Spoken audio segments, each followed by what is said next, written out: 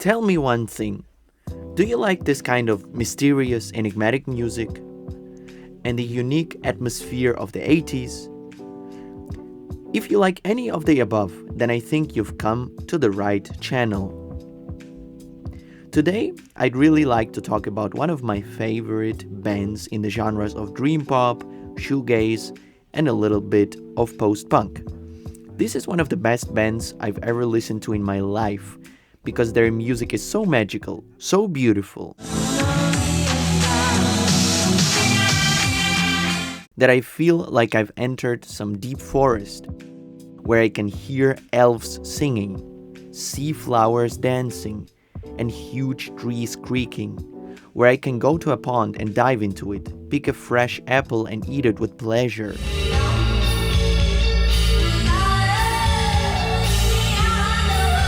Where I can see a million animals and insects. Every time I listen to the music of this band, it's like I'm running away from civilization and my problems in general and getting into a pure, unadulterated place where there is no one. This music is always a breath of fresh air for me, because it feels like the minds of the members of this beautiful band were not contaminated by any trends, any label requirements, but purely did what they really wanted to do, and as if they were writing their story on a blank sheet of paper. You know that unique feeling when you hear something and think, this music is unlike anything else.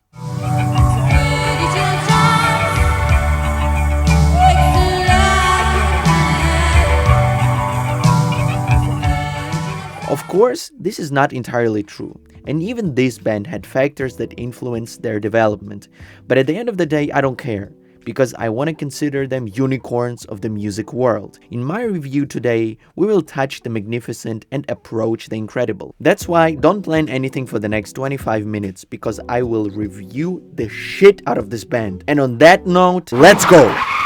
Let's briefly talk about their discography. Cocteau Twins are from Scotland, and they were founded in 1979 in Grangemouth. The band consisted of guitarist and drummer Robin Guthrie, bass guitarist Simon Raymond, who replaced Will Heggie after the first album in 1983, and the vocalist Elizabeth Fraser. Cocteau Twins were musically active from 1979 to 1996 and have changed somewhat since their inception.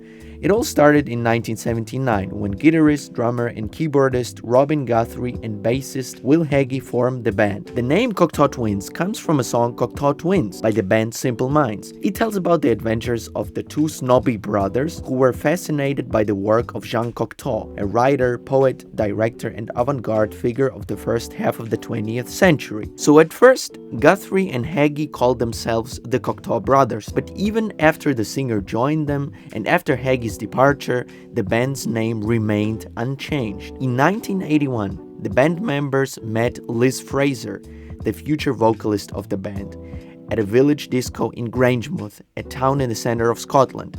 It's a town near the mouth of the small River Grange, the population of which doesn't even reach 20,000 people. There's really nothing interesting there.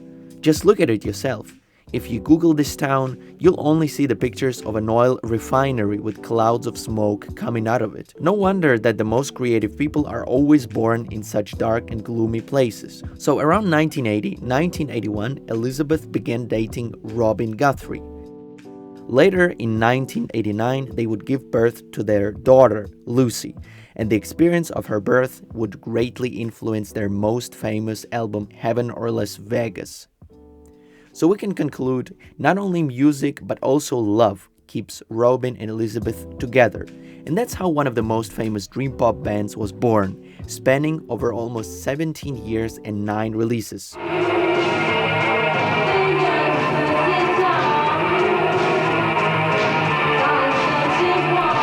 There were many challenges in their career, finding the genre, their niche, Guthrie's drug addiction, his turbulent relationship with the band's lead singer, changing the labels, but despite all the uncertainty, the band managed to keep one important thing, their extraordinary uniqueness. After their last album Milk and Kisses in 1996, the band breaks up and leaves behind a huge and legendary legacy. They break up forever because Elizabeth and Robin part ways due to their personal problems and a subsequent breakup. He's struggling with a drug addiction and she's forced to undergo psychotherapy. Talking about Liz Fraser, she's literally my muse, and not only mine, but I think of millions of other fans of this band. But unfortunately, only millions. Not, say, billions of fans, because they definitely deserve more fans than they have. And by the way, if you, like a million other people who didn't know about the existence of this and many other great bands and musicians, don't want to regret it, there is a small solution I can think of. Just click the damn subscribe button and stop searching for the best music releases of 2025. You dig? First, let's figure out in which genre or on the periphery of which genres Cocteau Twins existed. Their primary sound was dream pop. They founded it. But when you read articles about this band, you often come across such subgenres as post-punk, new wave, dark wave, gothic rock, and shoegaze. It all started with punk rock, which was created in the mid-70s as a response to the exaggerated sentimentality, complexity, and a polished sound of the classic rock of the early 70s, which people got fed up with. Punk rock became simpler, more aggressive, more in your face. A few years later, people also got fed up with punk rock, and in 1978, a genre called post-punk appeared with the release of the first album by Public Image Limited, where Johnny Rotten, the Sex Pistols vocalist, was. Of course, long before that, there were other proto-post-punk phenomena, like the songs of the Velvet Underground and John Lennon. Post-punk sought to be different from punk rock.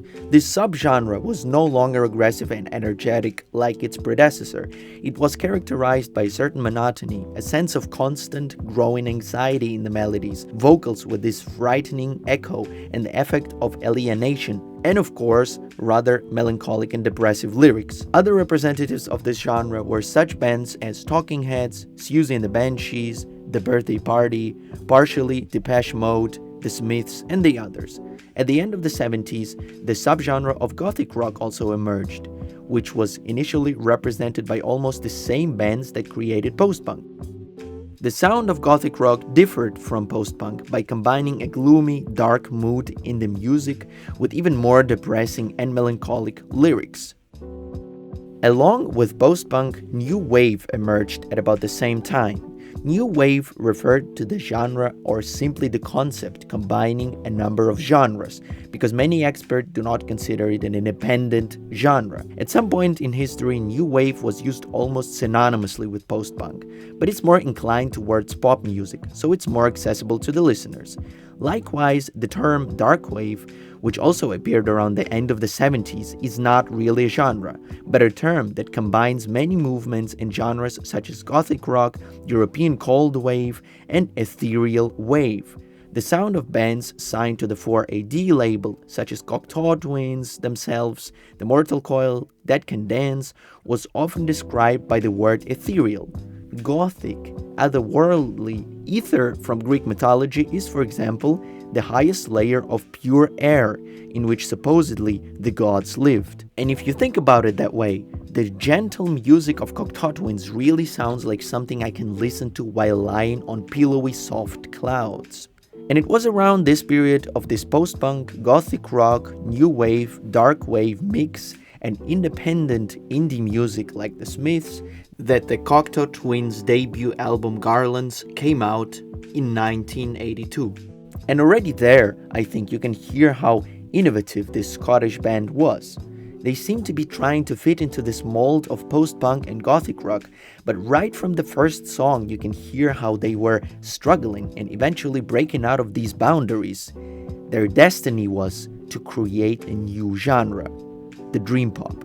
Dream pop is characterized by atmospheric sound combined with dreamy and gentle melodies. When I hear the word dream pop, I always ask myself how such music can be regarded as pop music.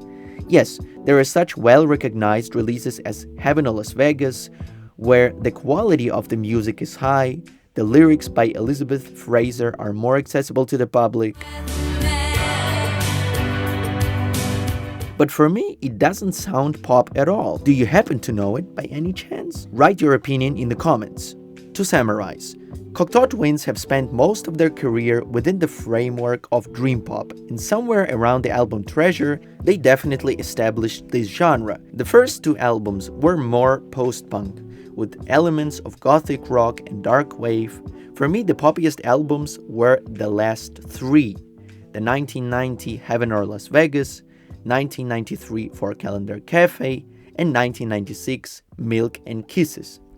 If we look at Cocteau Twins' legacy, we can say that they helped create such genres as shoegazing and space rock, and their sound has influenced the likes of Slowdive, Cigarettes After Sex, and many others around the world. So what was this typical sound of Cocteau Twins? It combined a lot of elements. First of all, this gentle, dreamy sound, and sometimes as if coming from underwater. Secondly, in their songs you can often hear echo, reverberation, this vibrating aftertaste. And in their later work you can hear the active use of synthesizers. And the mysterious guitar distortion sound seems to be coming from behind the fog. And the melodies don't have any standard rhythm, they're constantly changing. When listening to Twins' albums, you seem to plunge into this vague and incomprehensible world of psychedelic sound and look into the soul of some unknown person. And thirdly, a distinctive feature of the unusual sound of Cocteau Twins is the unique vocals of Elizabeth Fraser. This voice was often called the voice of a goddess or a voice from another planet. Indeed, there is something operatic in it, something elfish, or even if you think about it, something traditionally Ukrainian. You can argue with me here, but then please do it in the comments. Fraser's voice served as a separate instrument and was not based on any specific lyrics or text. On the contrary, it is known that Elizabeth often used non-existent words, totally random stuff, or even just a set of sounds in order to achieve this typical Cocteau Twins sound. The vocalist herself said that she sang this way because she was just lazy and insecure of her voice, and she was trying to hide all this insecurity behind nonsense. But to be frank, I don't believe her. I think they were a fantastic band and planned it all. And now it's time to talk briefly about the lyrics and themes of Cocteau Twins songs. As we already know, not many of their albums make it possible to understand the lyrics. Only at the beginning of their career, in the albums Garlands, Head Over Heels, and near the end of the band's career, for instance on the albums Heaven or Las Vegas, For Calendar Café, you can understand these lyrics. On all other albums like Treasure, Victorialand, Bluebell Knoll, Elizabeth had complete freedom of expression. She invented words, read out the text of some book in a language she didn't speak, and so on. These words have no meaning because the focus was on the sound. I didn't really know very much about what I was writing. There were very much images being pulled out of my mind, and I was singing them, and that was as much as I knew about them. And what I did was, in order to cope, I moved away from lyrics and moved more into using sound. But that's what I love about their music. The incomprehensibility and mysticism is their style. If we talk about those albums where the lyrics were somewhat understandable, like Garlands and Head Over Heels, the themes revolve around religious themes or love. On Heaven or Las Vegas, Elizabeth sings a lot about the birth of her daughter, her experience of motherhood, and how the experience changed her. So in 1981, after meeting Elizabeth Fraser, the band immediately started preparing their first album, Garlands, releasing a couple of singles beforehand. The album was released in 1982 and became an immediate success. It doesn't quite resemble the typical Cocteau Twins style yet, but has a rather post-punk and gothic rock vibe. From post-punk, this album borrowed an experimental approach to sound and aggressive guitar riffs, and from gothic rock, a dark, melancholic atmosphere, and of course a certain mysticism. And thus, not knowing it, Cocteau Twins became one of the founders of the dream pop and shoegaze genres, gradually popularizing them. In 1983, they released another EP. Everything went more or less well, they went on tour in Europe, but suddenly Will Heggie decided to depart from the band. After the loss of Heggie, they returned to Scotland but continued to work on their music, recording a cover song for this Mortal Coil project. During the recording of this song, they met multi-instrumentalist Simon Raymond, who eventually became the third member of the band. From that moment on, he takes the drum machine and bass guitar in his hands and eventually helps Cocteau Twins reach for the stars. This change in the band immediately begins to work wonders, and in the same year they released their album Head Over Heels, with such masterpieces as 5-10-50 Fold and Mizat in the drums. Although this release is far from my favorite in their discography, for me it was a kind of a transition from the band's post-punk era to dream pop. But even here, you can already trace the same sonic ingredients that eventually created the formula for their success. Several overlapping layers of vocals, this classic magical echo, reverberating guitars, and the more and more unintelligible singing. And just a year later, the album Treasure comes out. It is considered one of the band's best works. This album cemented their status as one of the pioneers of dream pop. I could list my favorite tracks from the album right now, but there is a risk that I will just name all 10 songs from it. That's why I will just name my 4 favorites. The first song, Ivo, which sets the mood for the album. Then of course the extraordinary Lorelei, the absolute acoustic euphoria of Pandora for Cindy, and the last track, Donimo. This album is just so pure and immaculate, and most importantly, filled with the angelic singing of Elizabeth Fraser. Her voice sounds like a separate instrument. It establishes a complete harmony with the instruments around and creates the perfect atmosphere. In all my experience of listening to music, and I have listened to around 3,500 music albums so far, by the way, here's the video about it, I have never heard such a beautiful voice. There are really only a few voices like that, and I think that Cocteau Twins already realized this in 1984, because they proceeded to create magic. Thus, in 1986, without Simon Raymond, who left to work on the second album of this Mortal Coil, they recorded the next album called Victorialand, named after the Antarctic region. This album has a different, softer sound, as there are almost no drums and bass line.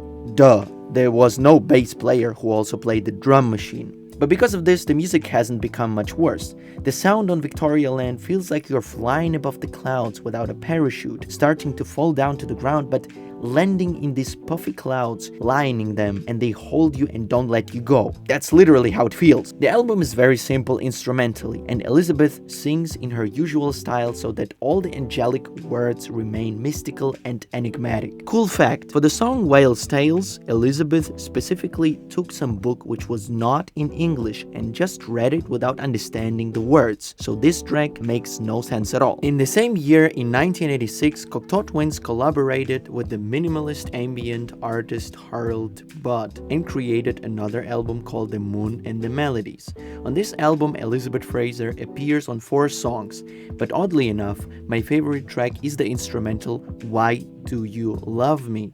This song, where Harold Budd plays the keys, is very therapeutic for me, because it had something very beautiful about it that cannot be described with words.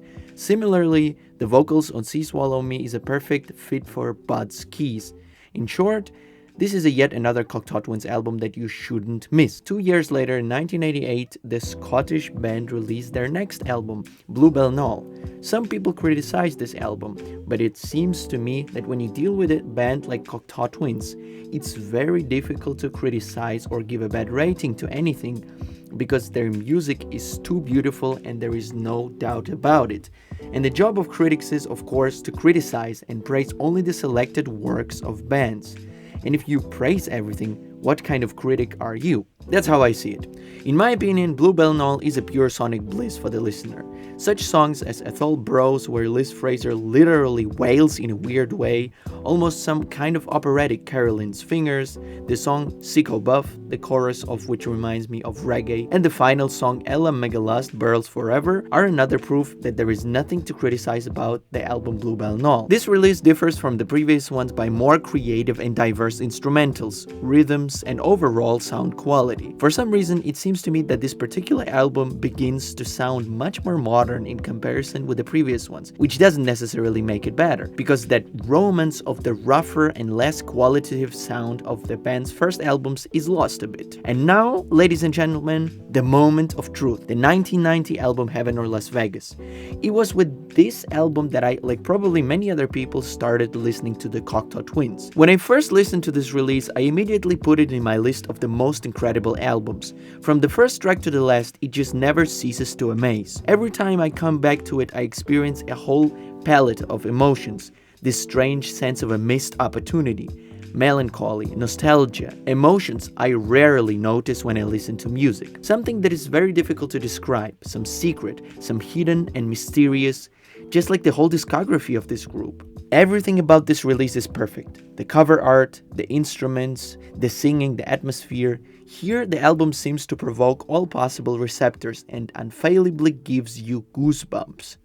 And it doesn't matter what song it is, this album should be listened to as an entity, and it seems that not a single track from it exists separately from the context of the album. During the recording of this album, all three members of the group experienced turning points in their lives. For example, on the song Pitch the Baby, Elizabeth sings about the experience of giving birth to her daughter, and Frou Frou Foxes in Midsummer Fires was written by Simon the day after his father had died, so the life changes are noticeable here. When I first listened to it, I thought that this album has some kind of 80s quality, but then after listening to the entire Cocteau Twins discography, I realized that this release made another leap in quality. In general, no matter what kind of music you listen to, this album is a must for everyone. Next, let's talk about the last two albums released by the band, 4 Calendar Café and Milk and Kisses. The first one was released in 1993, during a turbulent time of crises experienced by the band members. The first crisis is the breakup of Guthrie and Fraser after a 13-year relationship. The second, and it is closely related to the first one, while Guthrie is actively trying to overcome his drug addiction and not being particularly successful in it, Fraser begins to see a psychotherapist in order to somehow cope with the crisis of her own. And thirdly, the 1993 album was recorded on a new label, Fontana Records, because the band's relationship with the owner of the previous label, where Cocteau Twins recorded, gradually began to deteriorate. A shift in emphasis? I just think we take better care of ourselves, actually. I mean, a lot of stuff went down. We learned a hell of a lot being on that label because, well, for a start, we didn't have a manager, so there was no one, being a buffer between people. And so everything was it just got very personal. And yeah. The idea of 4 Calendar Café was borrowed from William Least Heat Moon's book Blue Highways, where the author rates cafes by the number of calendars hanging on their walls. I like the cover art of the album more than any other artwork by the group. Just look at it, these little cogs on a background of a very nice color. Nice! On 4 Calendar Café, Cocteau Twins changed a lot musically. The sound became even more accessible and pop compared to the other albums. Elizabeth's lyrics were much clearer. There were no longer so many overlapping vocal layers. In their interviews, both Fraser and Raymond often say how different this album is compared to the others, how much of a big step it is into a different direction, not typical for them, what an experiment it is. It's just the right album. It's the album it's meant to be. Yeah, we've always done that's what we do. We do the best we can at the time. And it sounds like the Cocteau Twins, and it sounds like the next phase. It's just always evolved into the next thing. But it's always us. But it did feel like a fresh start, this album. To be honest, it doesn't seem to me that it's a completely different album, but the performers know best.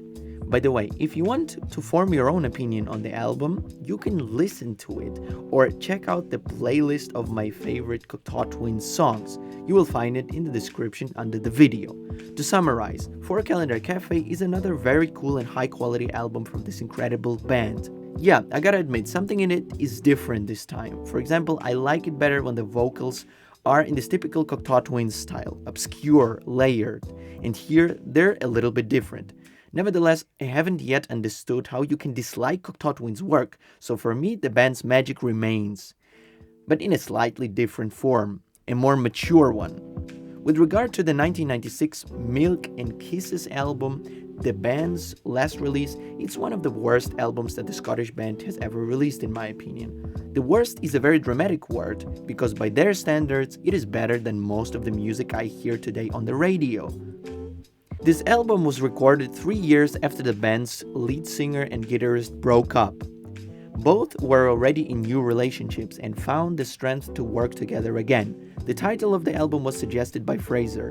When Liz was telling a good friend of hers about how she was struggling, they told her that they would love to take away her suffering and pain, take all the poison out of her body and replace it with milk and kisses. Hence, the title. All things considered, the album is in a very typical, unique style of Cocteau Twins, without any particular innovation. The performers worked on this album separately from each other.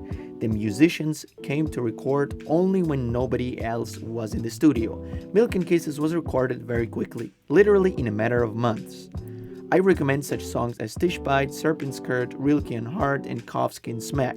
In general, a very solid end to their career, because after 1996 the band didn't record any more music together, and as far as I understand from Fraser's words, they are not going to do it in the future. According to her, after a 13-year relationship with Guthrie, it would be too painful for her to go on a stage with her ex-partner after everything had happened. And that's how the career of perhaps the most mysterious music band that has ever existed ends. To say that Cocteau Twins is an original or unique band is an understatement. For me, they are more than a band, and I have never heard anything like their music. Their unique style and sound make me believe in miracles, that there are still music bands in the world whose sound is not produced on the assembly line of some label, founded solely to perfectly stimulate the undemanding musical receptors of billions of people, generating an incredible amount of money. Really, we're just trying to put the music across, because that's what's important, not 3 individual performers. I want to believe that after this review, a few people will sit down and listen to Cocteau Twins, appreciate their music and become fans forever, just like I once did. And if you've heard something more or less similar, please write the name of the band in the comments below the video. I'll be happy to give it a listen. And on that note, well, you know the rest. Subscribe, leave a comment, check my Cocteau Twins playlist below the video, donate to the Ukrainian army, and that's it. I'm out.